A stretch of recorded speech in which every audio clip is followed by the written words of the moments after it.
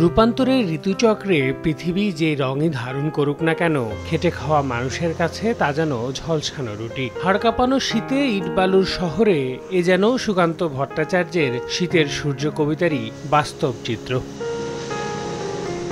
গভীর রাতে শীত নিবারণে যখন সবাই লেপ কম্বলে ওম খোঁজেন, তখনও পেটের দায়ে শহরে আসা নিম্ন আয়ের অনেকের জীবনযুদ্ধটা খোলা আকাশের নিচে রাস্তার পাশে। কারো প্লাস্টিকের বস্তা, কারো বা পুরনো কাপড় দিয়ে শরীরটাকে ঢেকে ঠান্ডা থেকে নিস্তার পাওয়ার চেষ্টা।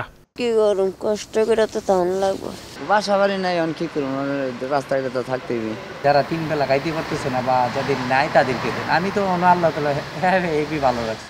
রাজধানীর কারওয়ান বাজার, বাংলা মোটর, মগবাজার, সেগুনবাগিচা, গুলিস্তান, বিশ্ববিদ্যালয় এলাকা, সদরঘাট সহ বিভিন্ন এলাকায় এভাবেই কষ্টকে সঙ্গী করে ফুটপাতের খোলা আকাশের নিচে ঘুমিয়ে রাত কাটাচ্ছেন অনেকে।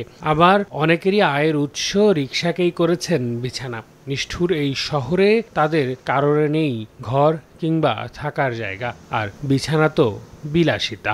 অভাব তো আর শীত মানে না, শীত গরম মানে না। চুরি ডাকাতিও তো করে মানুষ পেটে খিদে, তাই আমরা তো ওইটা পারি না, আমরা কষ্ট করি যাইতে।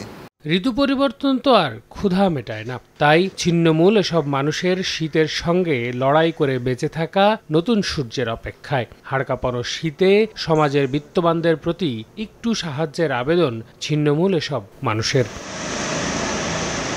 আল আমিন তুষার, সময় সংবাদ, ঢাকা।